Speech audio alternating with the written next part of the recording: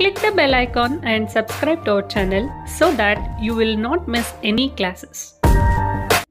Hello students, welcome to the class. Now we shall discuss in this class the types of meiosis.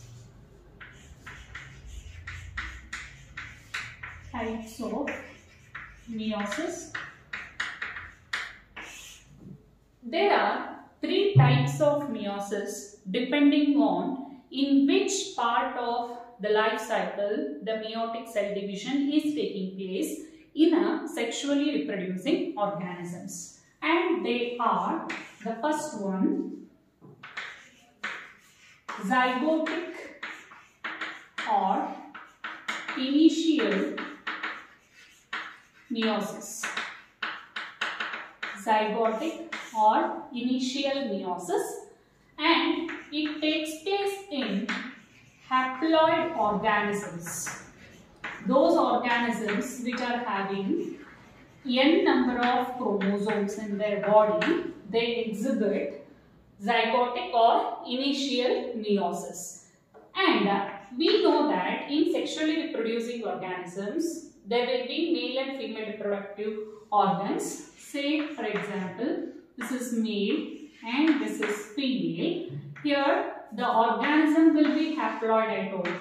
The organism is haploid, and the haploid organisms will produce male and female gametes respectively by mitosis. If it is diploid, the haploid gametes will be produced upon meiosis, but the organism is haploid, produces haploid gametes. We refer it as male gamete, and here it is female gamete. That means the haploid organism produces their gametes upon mitosis, and these male and female gametes will undergo fusion, and the fusion is called fertilization. The fusion of male and female, we know that is called the fertilization. Upon fertilization, it produces diploid zygote. The zygote is produced. Haploid plus haploid produces diploid zygote. But the organism should be haploid, right? So, to restore this number of chromosome, the diploid zygote will undergo meiosis. The diploid zygote will undergo meiosis and produces haploid cells. Haploid cells will be produced, and these haploid cells will differentiate, divide by mitosis, and finally produces haploid organism.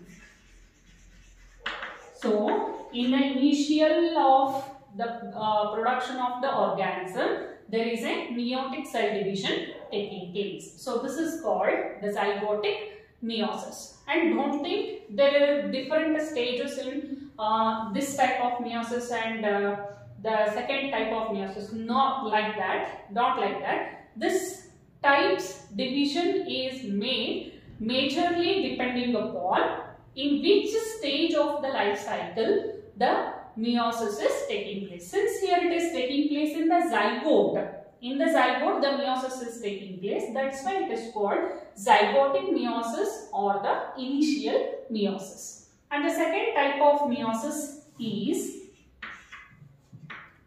gametic or sporic. Gametic meiosis or sporic meiosis. And this type of meiosis takes place in diploid organisms.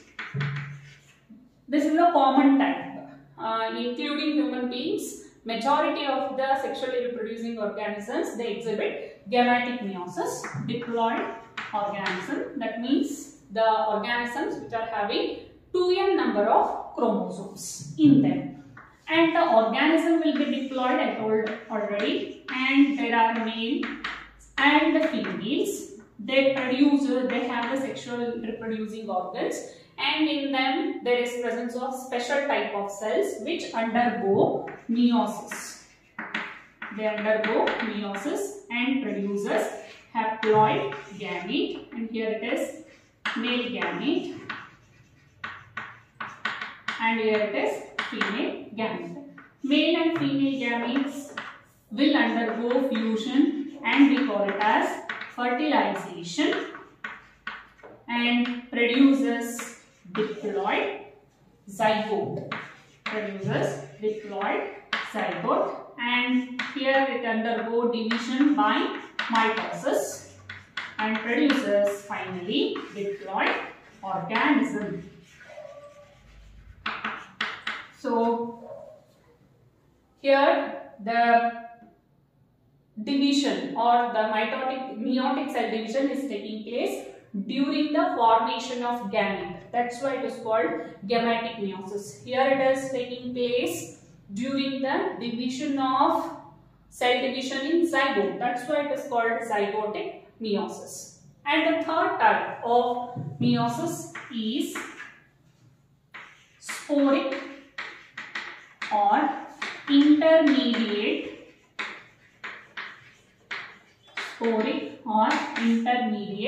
meiosis, and this type of meiosis takes place in some of the higher plants and the thallophytes and higher plants they exhibit sporic or intermediate meiosis, and this is absent in case of animals. And here the plants are exhibiting alternation of generation, which means in plants there are two types gametophytes developed, and we call them as male gametophyte and the female gametophyte. And before that, this male and female gametophytes are haploid, and during the life cycle of a plant there are two stages or two phases present, and we call them as sporophyte, and usually the sporophyte is diploid and gametophyte, and the gametophyte is usually haploid. From the sporophyte, upon meiotic cell division, upon meiosis, it produces gametophyte.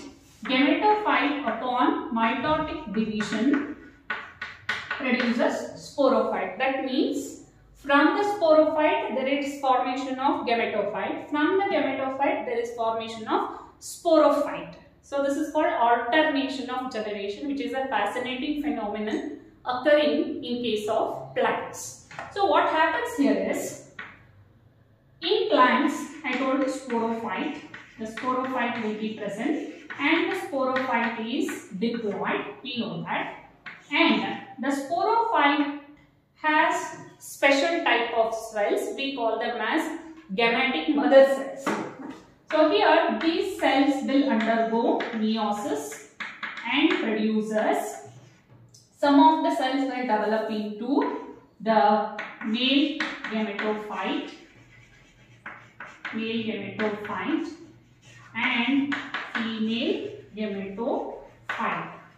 So here the male gametophyte and female gametophytes are developed. From the male gametophyte there is development of the male gametes. Actually intermediate structures are also present. I am not focusing here. We will discuss by discussing the plant kingdom. And the female gametophyte will give rise to female gamete, and they undergo fusion, produces diploid organism. Again there is development of sporophyte. So this is how the alternation of generation is happening in case of plants, especially the thallophytes. So here the division is taking place during the intermediate step between the gamete formation and the spore formation. Between spore formation and gamete formation there is a meiotic cell division happening. That's why sporic meiosis is also called intermediate type of meiosis. So these are the three types of meiosis depending upon in which part or in which stage the meiosis is taking place. And now we shall take up the phases of meiosis in detail. As we discussed from the last class, in meiotic cell division there is 2 times the cell is dividing in meiosis 1 and meiosis 2. I will brief it now. In meiosis 1, a single diploid cell is entering into meiosis first, and before this it has undergone a stage where the preparation is done, and it is called interphase, where the DNA is get replicated. And in meiosis 1 there are phases like prophase 1, metaphase 1, anaphase 1 and telophase 1. And after completing it, the cell will enter into cytokinesis and produces 2 daughter cells which are haploid. That is, the number of chromosomes has got reduced here itself. And after completing the cytokinesis, the cell will rest for some time, and it is called interkinesis or the rest. And don't think this stage is similar to interphase. This is not similar to interphase, because here the DNA replication and preparation of proteins, such things will not happen. Just it will spend some time here. That's why it is called interkinesis or the rest. Otherwise, if the events are similar to this, we would have called it as interphase itself. We are not calling it as interphase. We are calling it as interkinesis. Some time is spent here. So after completing the interkinesis, these 2 cells will enter into meiosis 2. The 2 cells are entering here the meiosis 2 and completes prophase 2, metaphase 2, anaphase 2 and telophase 2, and finally the second cytokinesis and produces 4 haploid cells. Here the number of chromosomes from here to here carries same. That's why meiosis 2 is exactly similar to that of mitosis, the same. And when we compare all of these phases, the very important phase in the meiotic cell division is found to be the prophase 1. Apart from this, all the phases are similar to the phases of mitosis itself. So to understand this phase, we should know the structure of chromosome in detail, because major events like pairing of homologous chromosomes, crossing over and formation of bivalent, these phenomena are happening in the prophase itself, and all of the events are associated with the structure of a chromosome. So to understand that, we should have a discussion over the structure of chromosome in brief. Structure of chromosome. So here I am giving the information which is required to understand this phase in detail. So here we know that in a complete metaphase chromosome, there is a centromere present with 2 chromatids. This is one chromatid and this is another chromatid. So this is the chromosome having 2 chromatids, and here it is centromere, and on the centromere on the either side, we have discussed this already in the mitosis, and this is called kinetochore, and this is the site for attachment of spindle fibers. And here a single chromosome is having two chromatids and they lie side by side. And these two chromatids are called sister chromatids. Sister chromatids. So, in a diploid organism, there is an exact copy of the chromosome. That means one type of chromosome is presenting two copies. So that we call it as the homologous chromosomes. Homologous chromosomes. Homologous chromosomes are present in diploid organism. That is, I'll give example now. In case of human beings, in humans, there is presence of 46 number of chromosomes. We know that. And 46 chromosomes are not different. All the 46 chromosomes are not different. That means they carry different types of gene. No, two chromosomes are similar. That means we could say there are 23 pairs of chromosome. 23 pairs of chromosome. That means two chromosomes are similar. And those two chromosomes are called as homologous chromosome. Then how they are similar? If we discuss that, suppose this is one set of chromosome. This is one chromosome in a set, and this is another chromosome in the set.